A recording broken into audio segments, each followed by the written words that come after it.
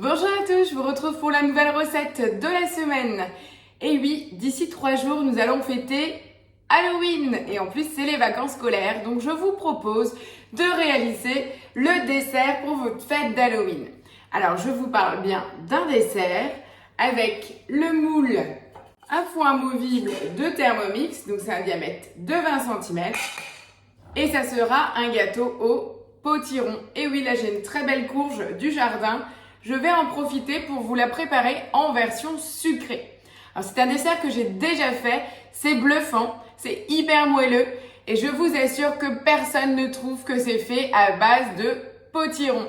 Donc là, c'est vraiment une façon chouette de faire encore manger des légumes, ni vu ni connu.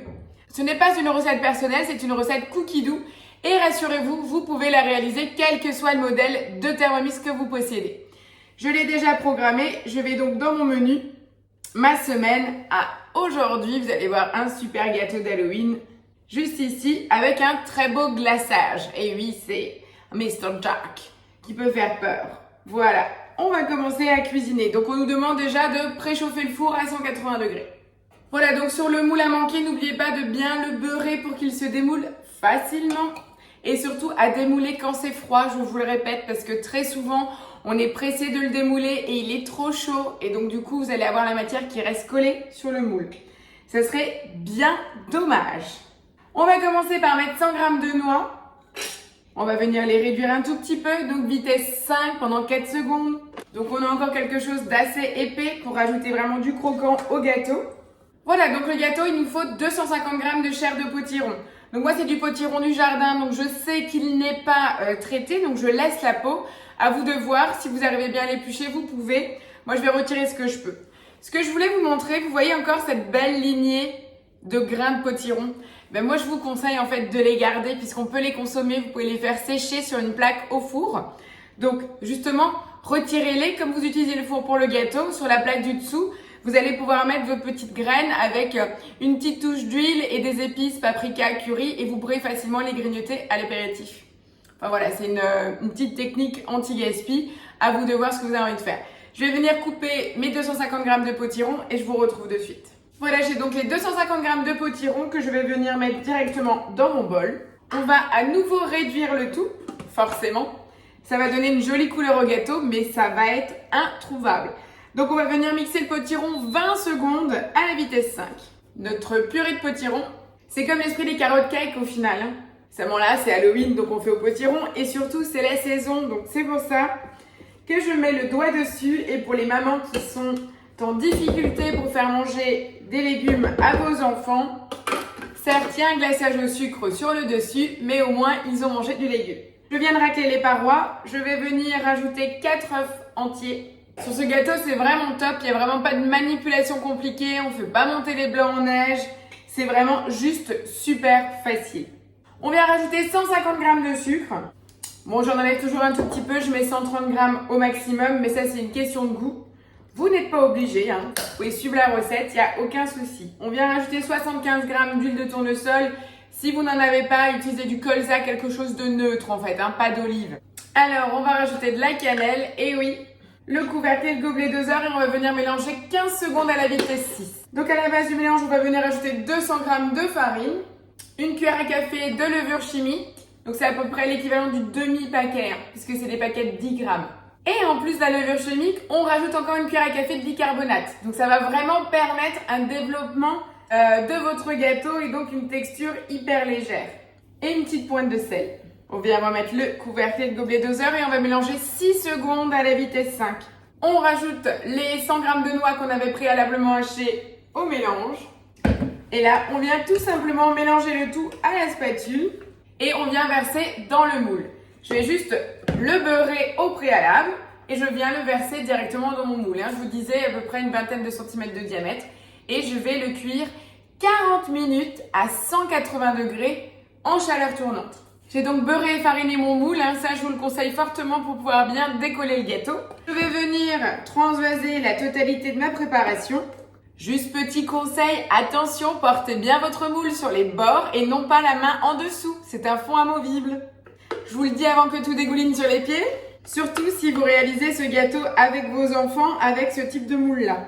Voilà, on a tout récupéré.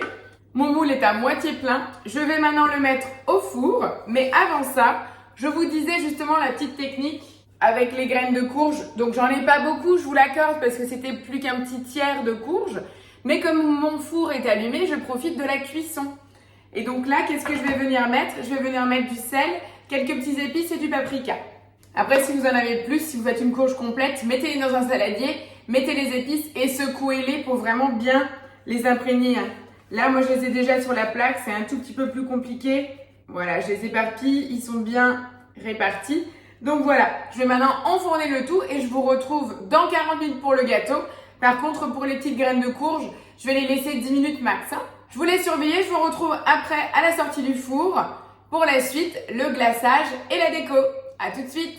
Voilà, après 40 minutes de cuisson, je vous retrouve avec le gâteau sorti du four. Donc il a une belle couleur et on voit bien, il y a une petite arête qui s'est formée. On voit en fait les petits morceaux de noix pour le côté croquant. Alors ne vous inquiétez pas avec la petite fissure sur le dessus, moi j'aime bien parce que du coup ça va m'aider à faire la grosse bouche en fait de Mr. Jack après avec le glaçage. Donc là ce que je vous conseille clairement c'est de laisser refroidir totalement votre gâteau, donc bien 2 heures à température ambiante et après je vous retrouve pour le glaçage. J'en profite pour vous montrer les petites graines de courge prêtes pour l'apéro. Alors là comme je vous le disais, je vous ai dit 10 minutes. Vraiment surveillez, vous allez entendre après parce que ça va éclater dans le four comme du popcorn.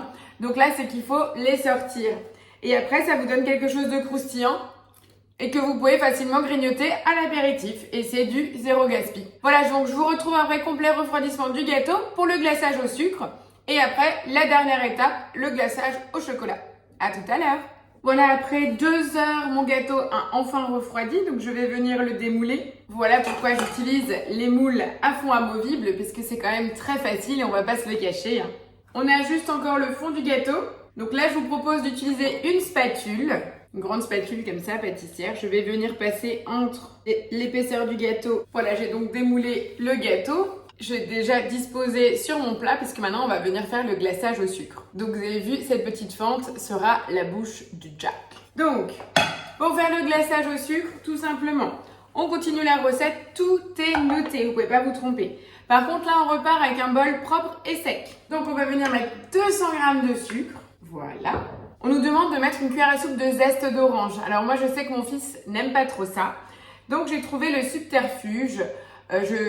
J'achète tout simplement de l'extrait d'orange amer en petite fiole. Et ça permet aussi d'en avoir quelle que soit la saison. Même si là on est en pleine saison, c'est des choses que vous pouvez avoir dans votre placard et ça ne périme pas. Et je vais venir mixer. Donc on fait une base de sucre glace tout simplement pour ne pas avoir le côté granuleux.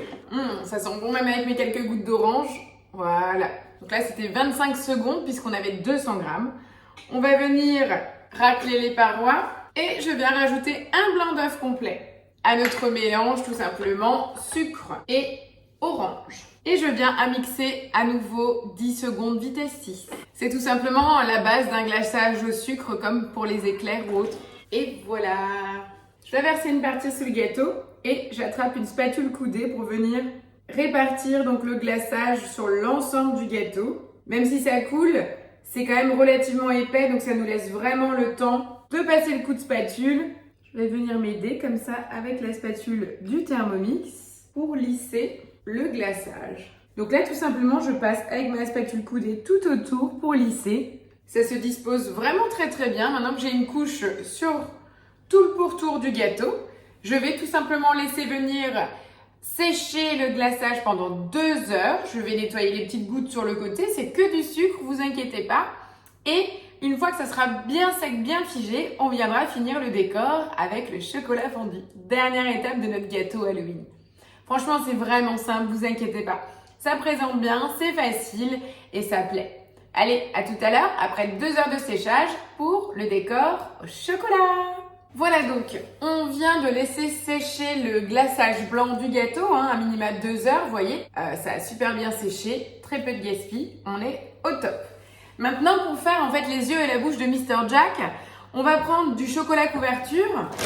Donc, toujours mon éternel cacao barry. Donc, je vais juste mettre 80 grammes. Entre 50 et 80 grammes, c'est noté au bas de la recette. Par contre, il n'y a pas d'étape. Donc vous mettez entre 50 et 80 grammes de chocolat noir.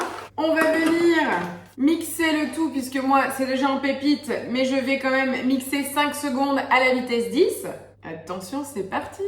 Voilà, j'ai donc ma poudre de cacao. Je viens passer rapidement un petit coup de spatule et je vais venir faire fondre le tout 3 minutes à 55 degrés. C'est la température idéale pour le tempérage du chocolat pour garder quelque chose de bruyant. Donc 3 minutes, 55 degrés, vitesse 1. Voilà, après ce que je vous propose, vous pouvez vous munir d'une petite spatule coudée puisqu'on va venir tremper en fait notre spatule dans le chocolat fondu pour venir décorer le gâteau. Donc, vous observez, là, il y a le petit décroché, hein, vous avez vu, c'est ce que je vous disais, c'est quand ça avait cuit. Donc, j'ai bien nappé le tout et là, je vais amplifier le tout avec du chocolat noir pour faire la grosse bouche qui sourit. Voilà, donc après les 3 minutes de fonte, mon chocolat est prêt. Et maintenant, le plus dur est à venir. Donc, j'ai remis l'image de départ de la recette, comme ça, vous pouvez vous inspirer pour voir les yeux de Mr. Jack. Le sourire facile, je vais suivre déjà la base de mon dessin. Moi, si je le suis réellement, on est plus proche d'un smiley qui fait pas peur du tout, mais qui a un énorme sourire. Donc, on va venir prendre la spatule coudée et venir déjà amplifier son sourire. Après, on a de la chance. Halloween, ça doit faire peur. Donc, si vous n'êtes pas très artiste, rassurez-vous. Donc là, je suis en train de faire la base de la bouche. Et après, le plus dur, ça va être les virgules pour les yeux.